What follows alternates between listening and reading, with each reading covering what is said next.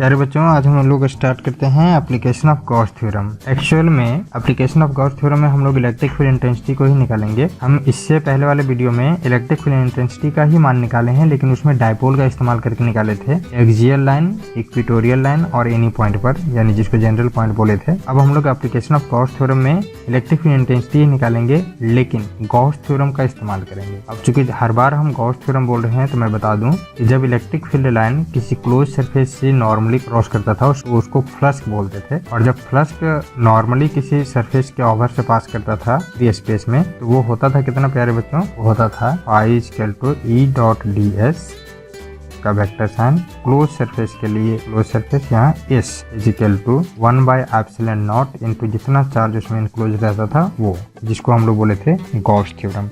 Actual में Gauss law ये है, थ्योरम नाम इसलिए पड़ा क्योंकि हम लोग इसमें कूलम्ब्स लॉ का इस्तेमाल करते हैं, इसलिए इसको गॉस थ्योरम बोलते हैं। कहीं कहीं गॉस लॉ भी लिखा हुआ मिलेगा, तो एक्चुअल में है सेम चीज। इसका 4 एप्लीकेशन है। फर्स्ट एप्लीकेशन है electric field intensity due to infinite long straight charge wire. Gauss theorem का इस्तेमाल करके इलेक्ट्रिक फील्ड इंटेंसिटी निकालना है। बी नंबर में सेम वैसा ही है, बस केवल चार्ज इनफाइनाइट प्लेन शीट का इस्तेमाल करके निकालना है।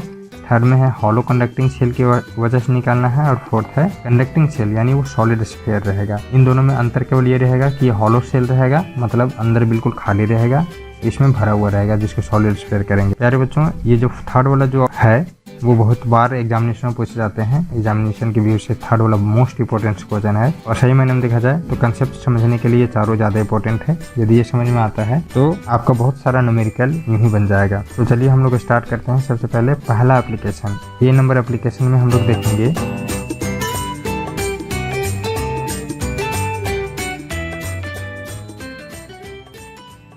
कि एक infinitely long straight charge wire पहले बनाएंगे। तो चार्ज वायर हम लोग बना सकते हैं हॉरिजॉन्टली भी, वर्टिकली भी, आप जैसा बनाना चाहो कोई दिक्कत नहीं है। जैसे मान लो कि हम वर्टिकली बना रहे हैं, ये चार्ज वायर है, इस पर हम लोगों ने +Q चार्ज दिया, जो कि इस पर यूनिफॉर्मली डिस्ट्रीब्यूट हो गया। क्या हो गया?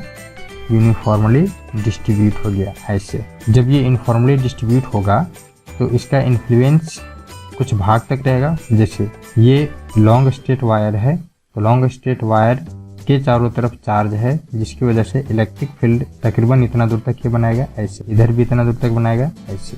ये जो सरफेस दिख रहा है, ये जो ऊपर में दिख रहा है, एक्चुअली में ये लॉन्ग स्ट्रेट चार्ज वायर है, इसके ऊपर वाला पॉइंट की वजह से ऐसे ये बनाएगा, ऐसे इस प्रकार से, और नीचे वाला ऐसे, यानी सही मायने में देखो तो एक सिलेंड्रिकल टाइप का ये बन गया। तो हम लोग प्यारे बच्चों इसमें से, चूंकि ये लाइन चार्ज है, तो लाइन चार्ज में हम लोग पहले पढ़े हैं 3 प्रकार के डेंसिटीज को। फर्स्ट पढ़े थे लीनियर चार्ज डेंसिटी, जो कि लाइन या तो फिर वायर के लिए इस्तेमाल होता था।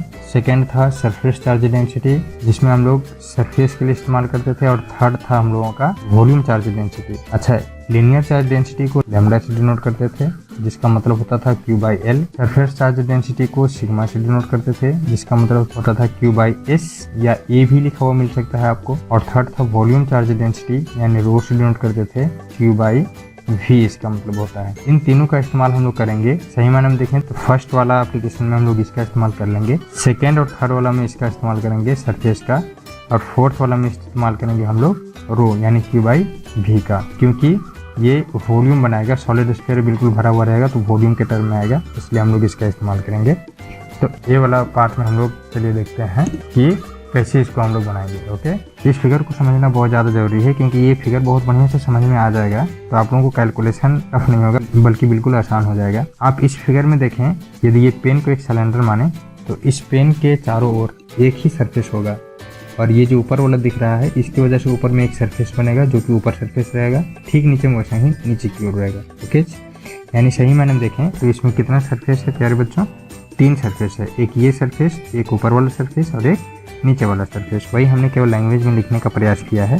Consider a wire of infinite length in which charge Q uniformly distributed, जैसा कि ये दिखाया गया है। क्योंकि ये लाइन है इसलिए लैम्डा के टर्म में लिख रहे हैं, अभी हमने समझाया था थोड़ी देर पहले। लैम्डा इक्वल क्या है? Linear charge density. अब इस P के बारे में लिखना चाह रहे हैं। P इससे वायर से R दूरी पर स्थित है, वही लिख रहे हैं।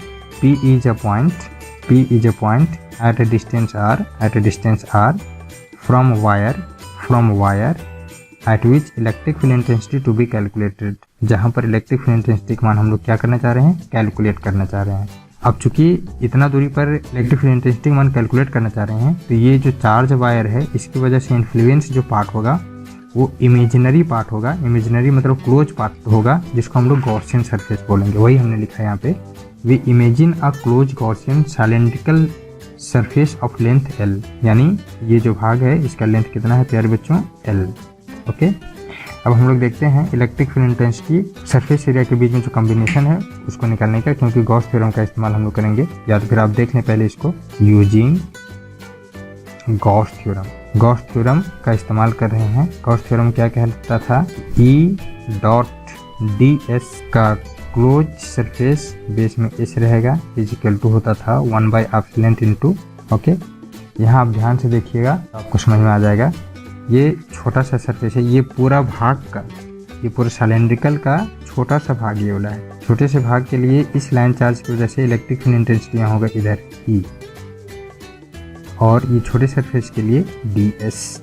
अब ध्यान से देखिए, दोनों को डायरेक्शन सेम है, यानी सेम सेंस ऑफ डायरेक्शन। इसका मतलब है एंगल का मान यहाँ पे कितना है, 0 डिग्री। ठीक ऐसे ही इसकी वजह से इलेक्ट्रिक फील्ड इंटेंसिटी का मान इधर ऐसे ई, लेकिन सरफेस एरिया ऊपर वाला है इसीलिए सरफेस एरिया ऊपर होगा ऐसे डी एस। तो यहाँ एंगल का मान कितना, थीटा बराबर 90 डिग्री। ठीक वैसा ही नीचे भी electric field intensity line charge की वजह से ऐसे ई, और सरफेस एरिया कहाँ प्यारे बच्चों, नीचे। यहाँ भी एंगल का मान कितना, थीटा बराबर 90 डिग्री। हम लोग इस रीजन में बांट देते हैं ताकि हम लोग को कैलकुलेट करने में दिक्कत नहीं हो। ये फर्स्ट रीजन है, ये सेकेंड रीजन है, और ये थर्ड रीजन है। ऐसा हम लोगों ने मान लिया, ये थर्ड रीजन है। क्योंकि थर्ड रीजन है इसलिए गॉस थ्योरम का इस्तेमाल हम लोग करते हैं और उसको बनाने की कोशिश करते हैं। देखो, इसको यदि बढ़ाएंगे तो close surface S, first region लिखते हैं यहाँ पे ई डॉट डी एस, पहले रीजन के लिए हो गया, प्लस वेक्टर का साइन होगा close surface E dot D S दूसरे रीजन के लिए, plus close surface E dot D S ये थर्ड रीजन के लिए। इसके टू होगा 1/हाफ लेंथ इंटू क्यू। वहाँ सही मायने में देखें, इसको यदि तोड़ेंगे तो ये आ जाएगा कितना, E D S cos theta plus second region E D S cos theta plus third region close surface E D S cos theta equal to 1/हाफ लेंथ इंटू क्यू। कुछ नहीं, केवल इसको डॉट प्रोडक्ट में था, इसको एक्सपेंड कर दिए हैं। रीजन फर्स्ट के पास एंगल का मान कितना है, अब देखो रीजन फर्स्ट के पास एंगल का मान है 90 डिग्री। ओके, तो हम यहाँ पे 90 डिग्री लिखते हैं। रीजन सेकंड के पास कितना है प्यारे बच्चों, रीजन सेकंड के पास है 0 डिग्री, यहाँ 0 डिग्री लिखते हैं। और रीजन थर्ड के पास भी 90 डिग्री है, तो 90 डिग्री हम यदि पुट इन करेंगे इसमें, तो यहाँ cos 90 का मान एक्चुअल में 0 होता है। यहाँ लिख दे रहा हूँ, cos 90 का मान 0 होता है, तो ये पूरा मान कितना हो जाएगा, 0 plus line integral of second region E D S cos 0 degree का मान 1 होता है, यानी ई डी एस केवल बचेगा, प्लस ये यहाँ भी 90 डिग्री यदि पुट करेंगे तो ये वाला भी मान 0 हो जाएगा, यानी ये 0 हो जाएगा इक्वल टू 1/हाफ लेंथ इंटू क्यू।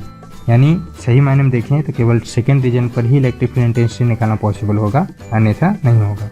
अब इसको और भी तोड़ते हैं, रीजन सेकेंड को, अब सेकेंड नहीं लिखेंगे तो चलेगा क्योंकि वही निकल ही रहा है। तो इसको हम लोग क्या करते हैं, E D S close surface equal to 1/हाफ लेंथ इंटू क्यू। इसमें से ई बाहर करते हैं, डी एस अंदर रखते हैं इक्वल टू 1/हाफ लेंथ इंटू क्यू। चूँकि D S equal to 2πRL है, क्यों, क्योंकि इस सिलेंडर का ये जो सिलेंडर है इसका सरफेस एरिया का मान है 2πRL, तो डी एस की जगह पर ई इंटू 2πRL, क्योंकि यहाँ पे था ई डी एस यानी E into 2πRL equal to 1/हाफ लेंथ इंटू क्यू। वही यहाँ पे लिखने का प्रयास कर रहे हैं, ई इंटू 2πRL 1/हाफ length into Q. E equal to, इसको यदि नीचे ले आएंगे तो 2πहाफ length naught Q by RL, RL यहाँ पे चार्ज पर यूनिट लेंथ, यह है लीनियर चार्ज डेंसिटी। तो क्यू का मान यदि निकालेंगे तो लैम्डा एल हो जाएगा, लैम्डा एल। ये वाला मान इसमें आकर के पुट कर देंगे, यहाँ पे क्यू वाला में आकर के, तो ई इक्वल हो जाएगा 1/2πहाफ लेंथ नॉट क्यू की जगह पर लैम्डा एल और ये RL, यहाँ से एल और एल कैंसिल हो जाएगा, इक्वल टू बचेगा 1/2πहाफ length naught lambda by R. यही वह एक्सप्रेशन है जो गॉस थ्योरम का इस्तेमाल करके हम लोगों को आता है इनफाइनाइट लॉन्ग वायर की वजह से। यदि ये ध्यान से देखें तो E inversely proportional to 1/r होता है, यानी जैसे जैसे R का मान बढ़ेगा इलेक्ट्रिक फील्ड इंटेंसिटी का मान घटते चला जाएगा। आप यहाँ पे देखो बोला जैसे जैसे ये R का मान बढ़ाते चले जाएंगे, जितना दूर ले जाएंगे वो इस लाइन से उतना दूर जाएगा, इलेक्ट्रिक फील्ड इंटेंसिटी का मान उतना कम होता चला जाएगा। जितना नजदीक लाएंगे इलेक्ट्रिक फील्ड इंटेंसिटी का मान उतना बढ़ते चला जाएगा। तो इनवर्सली प्रोपोर्शनल होता है। यदि इसका ग्राफ बनाना चाहेंगे तो यूं बना सकते हैं हम लोग, इनवर्सली प्रोपोर्शनल घटते हुए। जैसे जैसे R का मान बढ़ेगा E का मान बढ़ते चला जाएगा। E inversely proportional to 1/r। प्यारे बच्चों, मैं समझता हूँ कि आप लोग को ये कंसेप्ट बहुत बढ़िया से समझ में आ गया होगा, जो कि एप्लीकेशन फर्स्ट था। एप्लीकेशन सेकेंड, थर्ड और फोर्थ नेक्स्ट वीडियो में हम लोग चर्चा करेंगे। तब तक के लिए बाय। यदि वीडियो अच्छा लगा हो तो लाइक करके अपने दोस्तों तक जरूर पहुंचाएं।